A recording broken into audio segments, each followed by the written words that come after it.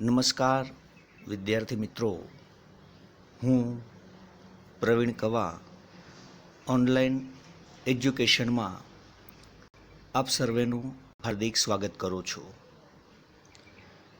ધોરણ 10 સામાજિક વિજ્ઞાન વિષય ખૂબ જ અગત્યનો મહત્ત્વનો વિષય છે.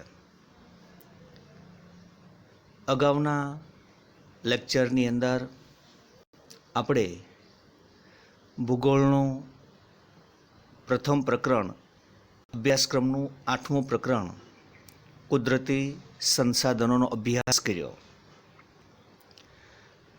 આજે આપણે ભૂગોળનું બીજું પ્રકરણ અને અભ્યાસક્રમનું 9મું પ્રકરણ વન અને વન્યજીવ સંસાધન વિશે અભ્યાસ કરશો. દરેક પ્રકરણનો ચોક્કસ ગુણભાર હોય છે. આ પ્રકરણનો પણ ગુણભાર 4 ગુણનો છે. મિત્રો, પરીક્ષક દ્વારા અલગ અલગ પ્રકારે પ્રકરણમાંથી સવાલ પૂછી શકે. આ પ્રકરણમાંથી 1 ગુણનો નકશો ચોક્કસ હશે. ત્યારબાદ 3 ગુણનો પણ સવાલ પૂછી શકે, અથવા 2 ગુણનો એક સવાલ અને 2 કોઈ પણ ટૂંકા સવાલ, ખાલી જગ્યા, ખરા ખોટા MCQના સંદર્ભે પણ પૂછી શકે.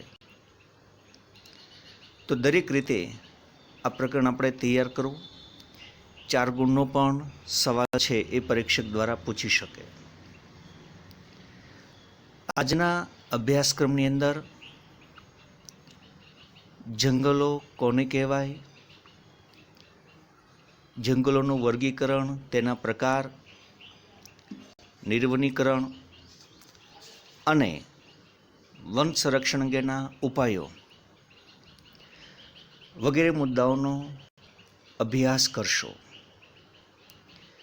પ્રકરણ 8ની અંદર કુદરતી સંસાધનોનો અભ્યાસ કર્યો. એમાંનું જ એક સંસાધન એટલે વન અને વન્યજીવ સંસાધન ખૂબ જ અગત્યનું છે. મિત્રો, દરેક વિદ્યાર્થી પાસે ટેક્સ્ટબુક હશે. ખાસ બોલપેન પણ સાથે રાખશો. જે કાંઈ અગત્યના મુદ્દાઓ છે તેની હું નોંધ કરાવતો જઈશ.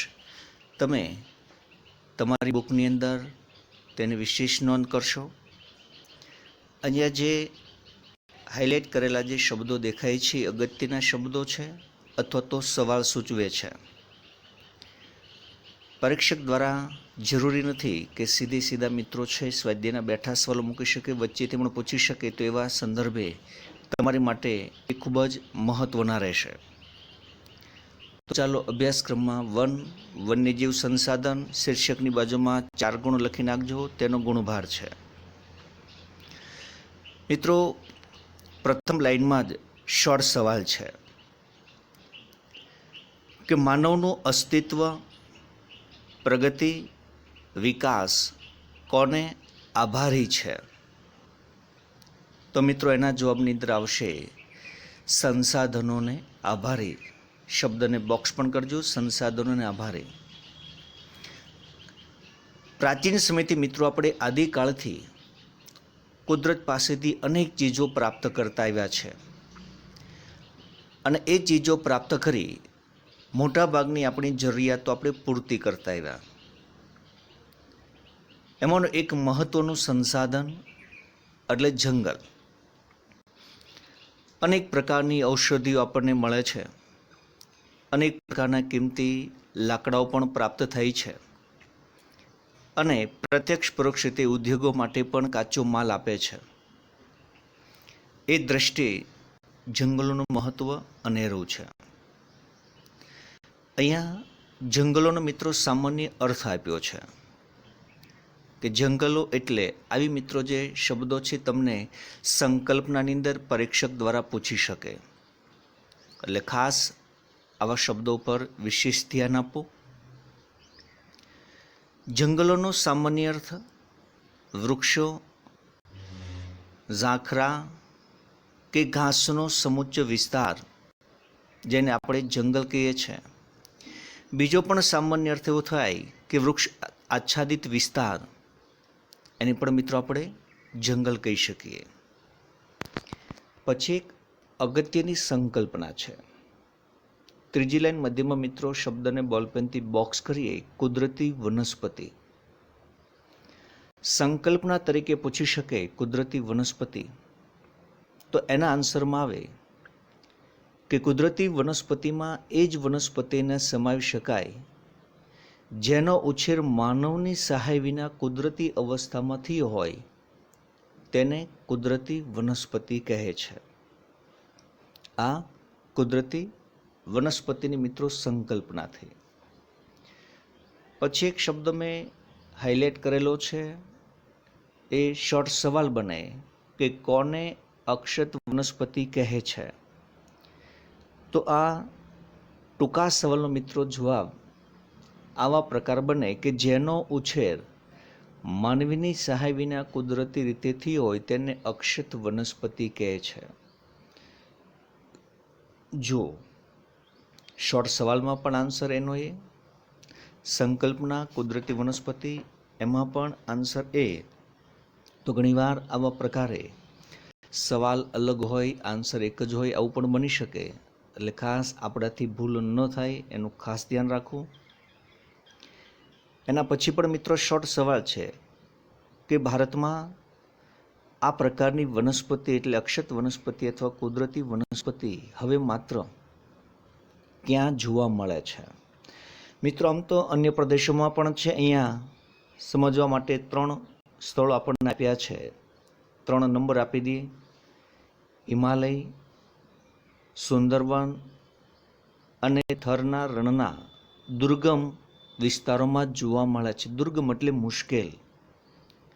તો આ પ્રકારે પ્રથમ પેરેગ્રાફની અંદર જંગલનો સામાન્ય અર્થ, કુદરતી વનસ્પતિ, અક્ષત વનસ્પતિનો અભ્યાસ કર્યો.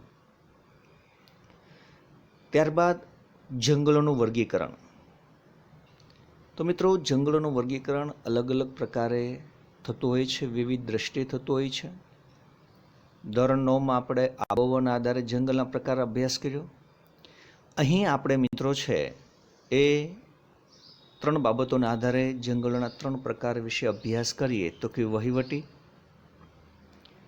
માલિકી અને વ્યવસ્થાપનની દ્રષ્ટિએ. તો તેમાંનો પહેલો પ્રકાર છે કે વહીવટી દ્રષ્ટિએ જંગલોના પ્રકાર. મિત્રો એની બાજુમાં બોલપેનથી 2 શબ્દો લખી નાખો એટલે આખો સવાલ બની જાય 3 ગુણનો. વહીવટી દ્રષ્ટિએ જંગલોના પ્રકાર વિશે માહિતી આપો. મિત્રો આ સવાલ વર્ષ 2020ની અંદર પરીક્ષક દ્વારા બોર્ડની અંદર 3 ગુણમાં પૂછાયેલો છે. સાથે આ જ પ્રકરણમાંથી એનો અથવાનો સવાલ વન્યજીવોના વિનાશના કારણો જણાવો. આ 2 સવાલો આ પ્રકરણમાંથી વર્ષ 2020ની અંદર મિત્રો પૂછાયેલા. અને એક મિત્રો છે નકશો પૂછાયેલો. આમ 4 ગુણના ગુણભાર પ્રમાણે આ પ્રકરણમાંથી પરીક્ષક દ્વારા પૂછાયેલો. વહીવટી દ્રષ્ટિએ જંગલોના પ્રકાર મિત્રો છે સહેલા છે, એ યાદ પણ કરાવું છું અત્યારે જ ક્લાસમાં, બરોબર. મારી સાથે પણ મિત્રો છે એ મનમાં રટન કરશો. દરેક પોઈન્ટ 2 થી 3 વાર રિવિઝન કરવાનો પ્રયત્ન કરીશ. પહેલાં વહીવટી દ્રષ્ટિએ જંગલોના પ્રકાર કેટલા છે, ક્યાં ક્યાં, તો એના મિત્રો 3 મુખ્ય મુદ્દાઓ છે એ આપણે યાદ રાખીએ. તો તેમાં આવશે અનામત જંગલ, સંરક્ષિત જંગલ, અવર્ગીકૃત જંગલ. 3ના મુખ્ય કોમન પોઈન્ટ મિત્રો શું આવે કે તેની પર નિયંત્રણ કોનું હોય છે. દરેકમાં 2 મુદ્દા છે આન્સરમાં, એટલે તમને આપણી ભાષામાં યાદ રાખવાનો પ્રયત્ન કરો. તો 3 પર નિયંત્રણ કોનું, તો માત્ર 3 એના એક શબ્દો યાદ રાખી દઈએ એટલે 50% આપણો આન્સર કમ્પ્લીટ થઈ જાય. તો પહેલું અનામત જંગલ. તો કે સીધા સરકારી તંત્રના નિયંત્રણમાં, શબ્દને બોલપેનથી બોક્સ કરજો. અનામત જંગલ કોના નિયંત્રણમાં છે, તો કે સીધા સરકારી તંત્રના નિયંત્રણમાં. બીજું છે સંરક્ષિત જંગલ, તો તે કોની દેખભાળ હેઠળ છે? તો કે જંગલોની દેખભાળ સરકારી તંત્ર દ્વારા શબ્દને બોક્સ કરીએ. અને ત્રીજું છે અવર્ગીકૃત જંગલ, કે જંગલોનું વર્ગીકરણ હજી સુધી થયું નથી, એ શબ્દને બોક્સ કરો, મતલબ તેને ભાગલા પીડાથી વહેંચણી થઈ નથી. તો આ પ્રકારે ત્રણના એક એક મુદ્દા યાદ રહી ગયા. અનામત જંગલમાં તો કે સીધા સરકારી તંત્રના નિયંત્રણમાં, સંરક્ષિત જંગલ તો કે જંગલોની દેખભાળ સરકારી તંત્ર દ્વારા, અને અવર્ગીકૃત જંગલ એટલે જંગલોનું હજી સુધી વર્ગીકરણ થયું નથી. હવે ત્રણેયના બીજા મુદ્દા યાદ રાખીએ. અનામત જંગલ, તો પહેલો મુદ્દો હતો સીધા સરકારી તંત્રના નિયંત્રણમાં. બીજા મુદ્દાની અંદર અહીંયા મનાઈ ફરમાવવામાં આવી છે. શેની? તો કે લાકડા કાપવા. આ ત્રણ શબ્દો નીચે બોલપેનથી ટૂંકી લાઈન કરજો. લાકડા કાપવા, વીણવા, પશુચરણ માટે પ્રવેશ કરવાની મનાઈ હોય છે. મિત્રો, આ ત્રણેય જંગલ પ્રકાર ભણીએ છે. જ્યારે આ જ પ્રકરણમાં અંતની અંદર આપણે અભયારણ્ય, રાષ્ટ્રીય ઉદ્યાન, જૈવ આરક્ષિત ક્ષેત્ર ભણશું ત્યારે આ પોઈન્ટનું યાદ કરાવીશ. તેમાં પણ રિલેટેડ મિત્રો છે એ મુદ્દાઓ હશે માટે. તો પહેલો મુદ્દો અનામત જંગલ, સરકારી તંત્રના નિયંત્રણમાં, જેમાં લાકડા કાપવા, વીણવા, પશુચરણ માટે પ્રવેશ કરવાની મનાઈ. બીજું સંરક્ષિત જંગલ, જેની દેખભાળ સરકારી તંત્ર દ્વારા. જ્યાં મિત્રો એક ટૂંકી શરત છે કે જે સ્થાનિક લોકોને છૂટ આપે છે, જેમાં વૃક્ષોને હાનિ પહોંચાડ્યા સિવાય, વૃક્ષોને નુકસાન પહોંચાડ્યા સિવાય લાકડા વીણવાની શબ્દ નીચે લાઈન, પશુચરાણ શબ્દ નીચે લાઈન, લાકડા વીણવાની, પશુચરાણની સ્થાનિક લોકોને છૂટ આપવામાં આવી છે. ફરી એકવાર સંરક્ષિત જંગલ, બે મુદ્દાઓ, તો કે જંગલોની દેખભાળ સરકારી તંત્ર દ્વારા થઈ છે. બીજો મુદ્દો છે કે વૃક્ષોને હાનિ પહોંચાડ્યા સિવાય, નુકસાન પહોંચાડ્યા સિવાય બે બાબતોની સ્થાનિક લોકોને છૂટ મળી, લાકડા વીણવાની અને પશુચરાણની.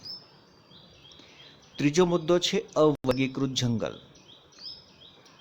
કે આ પ્રકારના જંગલોનું હજી સુધી વર્ગીકરણ થયું નથી, એટલે મિત્રો એની વહેંચણી થઈ નથી, તેથી અહીં કોઈ પ્રતિબંધ નથી. જેમ કે બે શબ્દો નીચે લાઈન, વૃક્ષો કાપવા અને પશુચરાણ, આ બંને બાબતો પર કોઈ પ્રતિબંધ નથી. અનામત જંગલમાં બિલકુલ પ્રવેશ કરવાની મનાઈ હતી. સંરક્ષિત જંગલમાં થોડીક જે છે એ છૂટછાટ સાથેની છૂટ મળી. ત્રીજા પ્રકારની અંદર અવર્ગીકૃત જંગલમાં કોઈ પ્રતિબંધ નથી. તો આ પ્રકારે પણ મિત્રો વૈચારિક રીતે યાદ કરવાથી પણ આ સહેલો મુદ્દો છે 3 ગુણનો.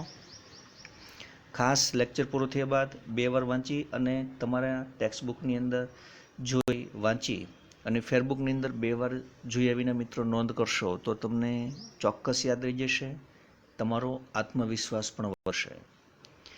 બીજો 3 માર્કનો સવાલ આપણે ભણીએ. એ સવાલની બાજુમાં પણ મિત્રો છે 2 થી 3 શબ્દો લખી નાખજો. માલિકી, વહીવટ, વ્યવસ્થાપનની દ્રષ્ટિએ જંગલોના પ્રકાર વિશે સમુચિત માહિતી આપો. વિશે સમુચિત માહિતી આપો. સમુચિત એટલે સંપૂર્ણ.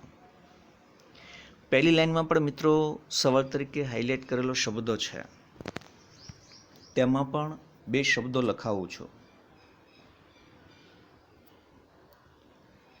ભારતના જંગલોને માલિકી, વહીવટી, વ્યવસ્થાપનની દ્રષ્ટિએ કેટલા કયા, નીચે મુજબ 3 લખ્યું છે એની બાજુમાં લખી નાખો, કેટલા કયા ભાગમાં વહેંચવામાં આવે છે. તો મિત્રો આ બંને સવાલ અથવાના છે અને નીચેના 3 મુદ્દાઓ તેનો આન્સર હશે. 3 ગુણનો સવાલ છે. ઉપરનો સવાલ મૌખિક યાદ રાખવાનો પ્રયત્ન કર્યો, એવી જ રીતે અહીંયા પણ મિત્રો છે એ 3 મુદ્દાઓ આપેલા છે, એને પણ યાદ રાખવાનો પ્રયત્ન કરીએ આપણે.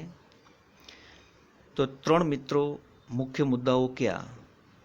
તો કે રાજ્ય માલિકીનું જંગલ, સામુદાયિક વન, ખાનગી જંગલ. રાજ્ય માલિકીના જંગલ પર નિયંત્રણ કોનું?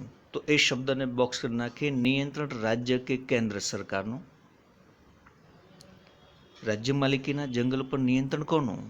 તો પહેલો મુદ્દો નિયંત્રણ રાજ્ય કે કેન્દ્ર સરકારનું.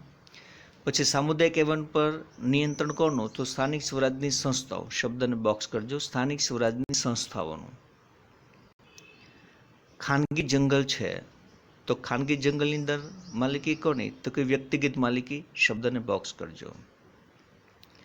તો 50% આન્સર તમે યાદ રાખી દીધો કે રાજ્ય માલિકીના જંગલ પર નિયંત્રણ રાજ્ય કે કેન્દ્ર સરકારનું, સામુદાયિક વન પર નિયંત્રણ સ્થાનિક સ્વરાજની સંસ્થાઓનું અને ખાનગી જંગલ પર નિયંત્રણ વ્યક્તિગત માલિકી. હવે બીજા મુદ્દાઓ આપણે યાદ કરીએ. તો પહેલો જંગલ પ્રકાર છે રાજ્ય માલિકીના જંગલમાં કે જંગલો પર નિયંત્રણ રાજ્ય કે કેન્દ્ર સરકારનું. બીજો મુદ્દો છે દેશના મોટા ભાગના જંગલ વિસ્તારો આ પ્રકારમાં આવે છે. સહેલો છે, પોઈન્ટ યાદ રહી ગયો બધાને. રાજ્ય માલિકીના જંગલ નિયંત્રણ રાજ્ય કે કેન્દ્ર સરકારનું. દેશના મોટા ભાગના જંગલો આ વિસ્તારમાં આવે છે. બીજો છે સામુદાયિક વન, જે મિત્રો સ્વાધ્યાયમાં પણ MCQ છે અને MCQ તરીકે પણ પૂછી શકે. આપણે જોયું કે સામુદાયિક વન પર નિયંત્રણ કોનું? તો કે સ્થાનિક સ્વરાજની સંસ્થાઓ. સ્થાનિક સ્વરાજની સંસ્થાઓ કઈ? તો કે ગ્રામ પંચાયત, નગરપાલિકા, મહાનગરપાલિકા અને જિલ્લા પંચાયતનું. સામુદાયિક વન સહેલો. બે મુદ્દા. પહેલો મુદ્દો સ્થાનિક સ્વરાજની સંસ્થાઓનું નિયંત્રણ. બીજો મુદ્દો ગ્રામ પંચાયત, નગરપાલિકા, મહાનગરપાલિકા, જિલ્લા પંચાયત. ત્રીજો જંગલનો પ્રકાર છે ખાનગી જંગલ. અહીંયા 3 મુદ્દાઓ આવશે આન્સરમાં. પહેલું નિયંત્રણ કોનું? તો કે વ્યક્તિગત માલિકીનું. અહીંયા 4 પ્રદેશોનો પણ સમાવેશ થયેલો છે. 4 પ્રદેશોમાં ઓડિશા, મેઘાલય, પંજાબ, હિમાચલ પ્રદેશ. આ પ્રકારના વિશેષ પ્રકાર જંગલ ક્યાં જોવા મળે? તો ભારતના 4 પ્રદેશો. ફરી એકવાર ઓડિશા, મેઘાલય, પંજાબ, હિમાચલ પ્રદેશમાં. અને પછી એક મિત્રો ટૂંકો સવાલ પણ બની શકે કે ખાનગી જંગલમાં ઘણા ખરા જંગલો કેવી અવસ્થામાં આવી ગયા છે? તો 2 નંબર લખાવું છું. 1 નંબર આપજો ક્ષત વિક્ષત અવસ્થા, વેરવિખેર, છૂટાછવાયા, આવું અર્થઘટન થાય. 2 નંબર કેટલાક ઉજ્જડ અવસ્થામાં, મતલબ નિર્વનીકરણ, વૃક્ષોનું નિકંદન થવું. તો આ પ્રકારે ખાનગી જંગલનો ત્રીજો મુદ્દો કે ઘણા ખરા જંગલો ક્ષત વિક્ષત અવસ્થામાં તો કેટલાક ઉજ્જડ અવસ્થામાં આવી ગયા છે. તો આ પ્રકારે માલિકી વહીવટી વ્યવસ્થાપનની દ્રષ્ટિએ જંગલોના 3 પ્રકાર, એ પણ 3 ગુણ માટેનો અગત્યનો સવાલ છે. પછીનો મિત્રો મુદ્દો આપણે સમજવાનો પ્રયત્ન કરીએ.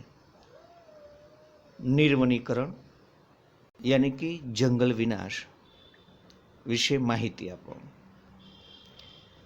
નિર્વનીકરણ એટલે મિત્રો જંગલોનું નષ્ટ થવું, વૃક્ષોનું નિકંદન થવું.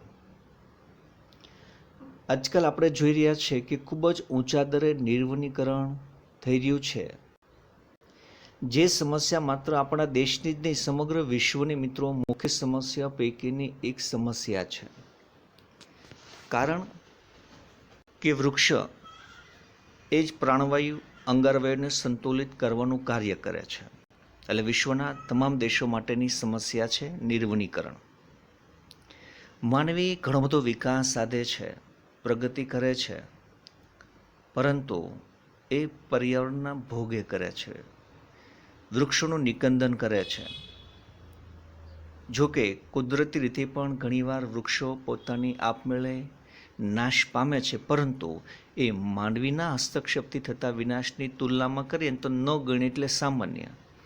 કારણ કે કુદરતી અવસ્થામાં વૃક્ષો નાશ પામશે એ એક સાથે નથી થવાના, એના સમયાંતરે મિત્રો છે વૃક્ષ નાશ પામે. જ્યારે માનવી દ્વારા નિકંદન થાય છે તો એક સાથે મિત્રો એ વૃક્ષોનો આપણે નાશ કરીએ છીએ. તો નિર્વનીકરણ એ ખૂબ જ ગંભીર સમસ્યા છે. બીજો જ મિત્રો છે એ 2 ગુણનો સવાલ, નિર્વનીકરણની અસરો વિશે નોંધ લખો. નિર્વનીકરણની અસરો વિશે નોંધ લખો. પહેલી લાઈનમાં પણ મિત્રો સવાલ છે, જે તેનો અથવાનો સવાલ રહેશે. નિર્વનીકરણ અસરો વ્યાપક રીતે અનુભવાય છે, સમજાવો. અને પછી મિત્રો પ્રથમ લાઈનમાં ટૂંકો એક મહત્વનો સવાલ બની શકે કે નિર્વનીકરણથી, વૃક્ષોના નિકંદનથી વાતાવરણમાં કયા વાયુની માત્રા વધી જાય છે? તો મિત્રો એના આન્સરમાં આવશે કાર્બન ડાયોક્સાઇડની માત્રા. કારણ કે હમણાં જ અગાઉ આપણે બોલ્યા કે પ્રાણવાયુ, અંગારવાયુ બંનેને સંતુલિત કરવાનું કાર્ય માત્ર અને માત્ર વનસ્પતિ દ્વારા થાય છે. વનસ્પતિનું નિકંદન થતાં હરિતગૃહ પ્રભાવની ગ્રીનહાઉસ ઇફેક્ટ અસરો વધારે ઘેરી બને છે. વૃક્ષોનું નિકંદન થાય, તાપમાન વધી જાય છે, ઓઝોન પડમાં ગાબડા પડે છે. ગરમીનું પ્રમાણ વધતા વિશેષ અસરો મિત્રો છે એ આપણને જોવા મળે છે. વૃક્ષોનું મિત્રો આચ્છાદન દૂર થતાં માટી ધોવાણ થાય છે, જે આપણે પ્રકરણ 8માં પણ અભ્યાસ કર્યો કે વૃક્ષો છે જેના મૂળિયાઓ જમીનમાં ચારે બાજુ ફેલાયેલા હોય છે, જેથી માટી કણોને પોતાની સાથે એ જકડી રાખે છે. જ્યારે અહીંયા મિત્રો વૃક્ષોનું આચ્છાદન દૂર થતાં, વૃક્ષોનું આચ્છાદન એટલે વૃક્ષો હોવા, વૃક્ષો જ નિકંદન થતાં માટીના ધોવાણથી ખેતી ફળદ્રુપતાની સમસ્યા વધે છે. ફળદ્રુપ એવા જે માટી કણો એક જગ્યાએથી બીજી જગ્યાએ સ્થળાંતર થઈ જાય છે, જેથી ખેત ઉત્પાદનમાં પણ મિત્રો છે એ ખાસી અસર જોવા મળે છે. દ્વીપકલ્પી ભારતના જંગલો છે, જ્યાં મોટા પાયે પર થયેલ નિર્વનીકરણને કારણે આજે જંગલ વિસ્તાર બહોળા માત્રામાં ઘટ્યો છે. અનેક સજીવે પોતાના કુદરતી આવાસો પણ ગુમાવ્યા છે. કારણ કે વૃક્ષોની અંદર જ કુદરતી આવાસની અંદર અનેક વન્યજીવો પોતે નિવાસ સ્થાન પોતે છે એ કરતા હોય છે. વૃક્ષોનું નિકંદન થતાં આ પ્રકારના વન્યજીવો એ કુદરતી આવાસો ગુમાવે છે. તેના પરિણામે આવા વન્યજીવો ખોરાક અને પાણીની શોધની અંદર વસવાટના ક્ષેત્રો તરફ આવી ચડે છે, માનવ વસવાટ તરફ આવી ચડે છે. અને એ સમયે માંસાહારી વન્યજીવો દ્વારા જંગલની નજીકના ક્ષેત્રમાં વસતા જે પશુપાલકો છે તેમના પાલતુ પશુઓના મારણના બનાવો પણ વધી રહ્યા છે. ઘણીવાર આપણે વર્તમાન પત્રમાં વાંચતા હોઈએ છીએ કે કોઈ એક જગ્યાએ ત્યાં રાત્રિના સમયે કોઈ માંસાહારી પ્રાણી દ્વારા વાછરડું, ઘેટાં, બકરા વગેરેનું મારણ કર્યું. આવા શબ્દો આપણે વર્તમાન પત્રમાં વાંચવા જોવા મળતા હોય તો આની વિશેષ અસર પણ મિત્રો માનવ જીવન પર જોવા મળે છે. તો નિર્વનીકરણથી વિશેષ અસરો આપણને અનુભવાય છે. પછી મિત્રો છે 4 ગુણનો સવાલ, ખૂબ જ અગત્યનો છે. વન સંરક્ષણ અંગેના ઉપાયો.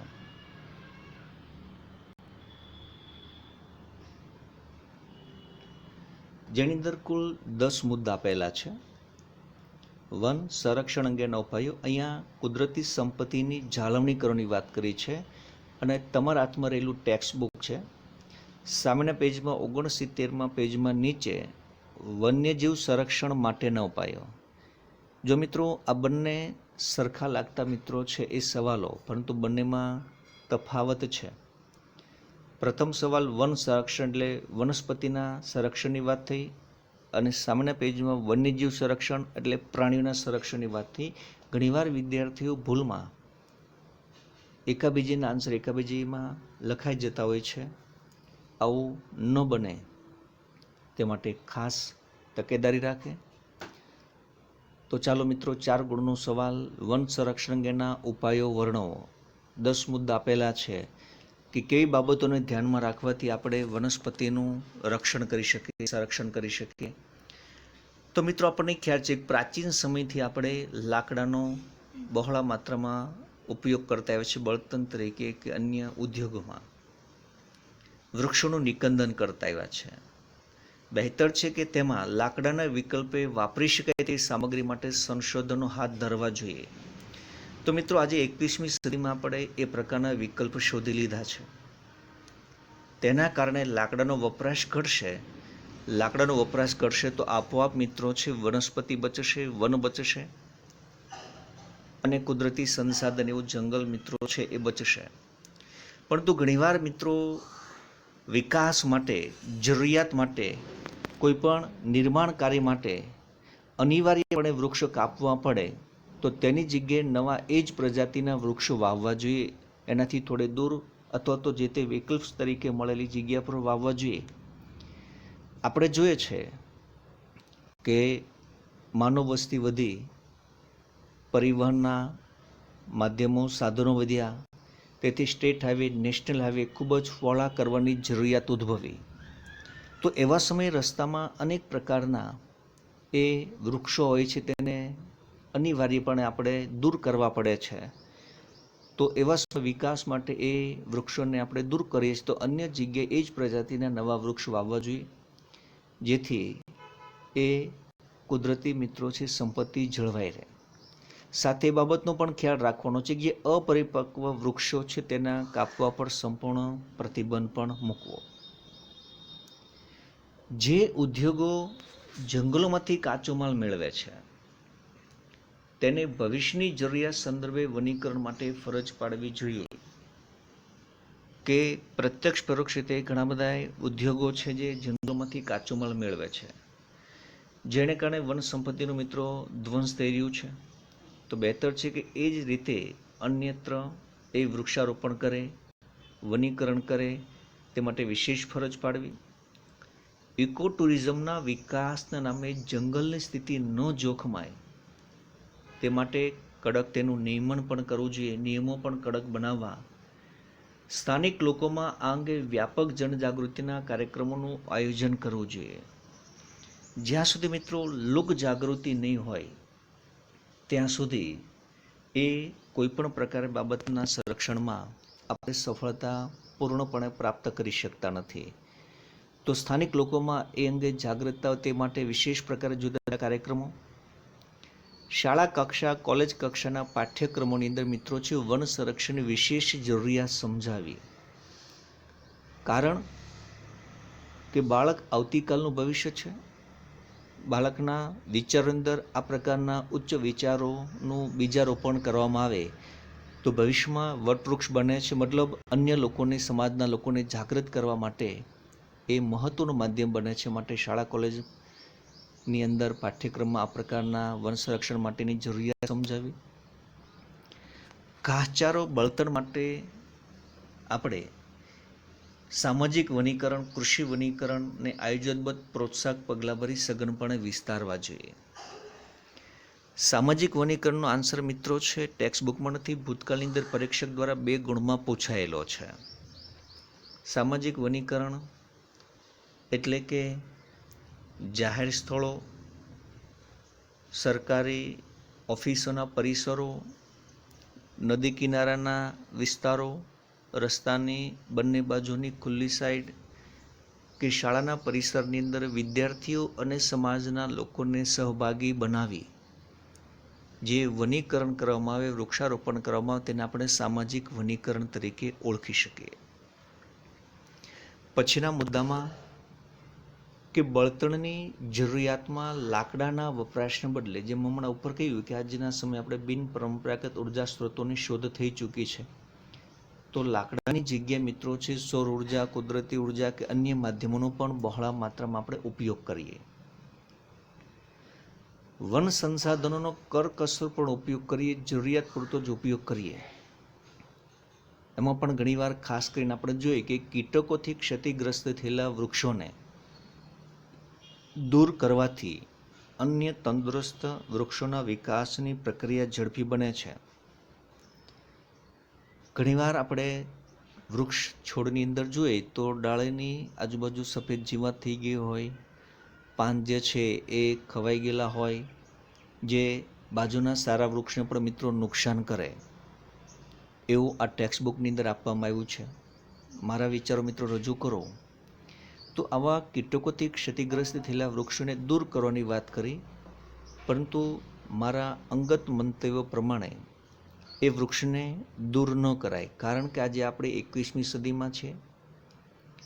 આવા કીટકો માટે નાશ માટે જંતુનાશક દવાઓ, કીટનાશક દવાઓની શોધ પણ થઈ ચૂકી છે. તો એનો ઉપયોગ કરી અને ક્ષતિગ્રસ્ત થયેલા છે એ વૃક્ષને બચાવવાનો પ્રયત્ન કરીએ, કારણ કે એ વૃક્ષ એટલું નિર્માણ થતાં વર્ષો લાગ્યા હોય છે, અને જો તેને આપણે દૂર કરીએ તો નવું વૃક્ષ વાવતા અને નિર્માણ થતાં ખૂબ જ ખાસો સમય લાગે. બહેતર છે તેને આપણે બચાવીએ. ઓકે, પછી દાવાનળ. તો મિત્રો, દાવાનળ એટલે જંગલમાં લાગતી આગ. એક તો માનવી ભૂલ અને બીજું મિત્રો વૃક્ષોની ડાળીઓના ઘર્ષણને કારણે મિત્રો આગ લાગતી હોય છે. તો આવા સમયે જંગલોમાં લાગતી આગને શમન કરવા માટે, ઓલવવા માટે રાષ્ટ્રીય સ્તરે મિત્રો એક અલાયદું તંત્ર, અલાયદી વ્યવસ્થા, અલાયદું દળ ઊભું કરવું જોઈએ, કે જેના કારણે આ સંદર્ભે આ સમયે તત્કાલ મિત્રો છે આગને કાબૂમાં લઈ શકીએ અને વૃક્ષનો ધ્વંસ થતાં બચાવી શકીએ. ત્યારબાદ જંગલ ક્ષેત્રોમાં આવેલા જે ધાર્મિક આસ્થાના કેન્દ્રો છે. આજકાલ મિત્રો આપણે અનેક સુવિધાઓ વધી ગઈ, વાહન વ્યવહારની સુવિધા વધી ગઈ છે. તો જંગલ ક્ષેત્રોમાં આવેલા આસ્થાના કેન્દ્રો પર હજારો યાત્રિકો ત્યાં પહોંચતા હોય છે. જ્યારે ત્યાં મેળા યોજાતા હોય, ભંડારા, પરિક્રમા વગેરે મિત્રો હજારો લાખોની સંખ્યામાં યાત્રિકો પહોંચે છે. એ સમયે દરેક નાગરિકમાં પૂર્ણ જાગૃતતા ન હોવાને કારણે ત્યાં થતો કચરો અને તેનો યોગ્ય નિકાલ ન થવાને કારણે પણ જંગલ દૂષિત થાય છે, વિશેષ અસરગ્રસ્ત થાય છે. માટે જંગલ ક્ષેત્રમાં ધાર્મિક આસ્થાના કેન્દ્રો પર એ સંદર્ભે વિશેષ મિત્રો તકેદારી રાખવામાં આવે તો પણ વન સંરક્ષણ કરી શકીએ. પશુચરણ માટે પણ અલાયદા વિસ્તારો રાખવા જોઈએ, કે જેને કારણે પૂર્ણપણે એ આપણે વન સંરક્ષણ કરી શકીએ. તો આ પ્રકારે વન સંરક્ષણ અંગેના આપણને 10 ઉપાયો બતાવ્યા છે. પરીક્ષક દ્વારા 4 ગુણની અંદર પૂછી પણ શકે છે. તો ખાસ મિત્રો, આજના લેક્ચરમાં જે તમે અભ્યાસ કરેલા જે સવાલો છે એ ખાસ 2 વાર વાંચ્યા પછી તમારી ફેરબુકની અંદર મિત્રો છે એ ખાસ નોંધ કરવા. અમુક સવાલો જે સહેલા છે જેને ખાસ મૌલિકતાથી લખવાનો પ્રયત્ન કરવો. ધીરે ધીરે મિત્રો આ પ્રકારની આદત થઈ જશે તો તમારો આત્મવિશ્વાસ પણ વધશે અને મોટાભાગના સવાલો તમે મૌખિક લખતા થશો, કે જેથી એક્ઝામ સુધી ભૂલાશે પણ નહીં. નાના મોટા ટૂંકા સવાલો પણ તમારી ફેરબુકમાં નોંધ કરવા, જેથી આપણને ટૂંકા સવાલો પૂછે, ખાલી જગ્યા, ખરા ખોટા કે વિકલ્પ, તો આપણને આરામથી એનો આન્સર લખી શકીએ. આજના લેક્ચરમાં અહીંયા સુધી. ફરી પાછા આપણે આવતા લેક્ચરમાં આ જ પ્રકારના બીજા મુદ્દાઓ સાથે મળશું. નમસ્કાર, આવજો.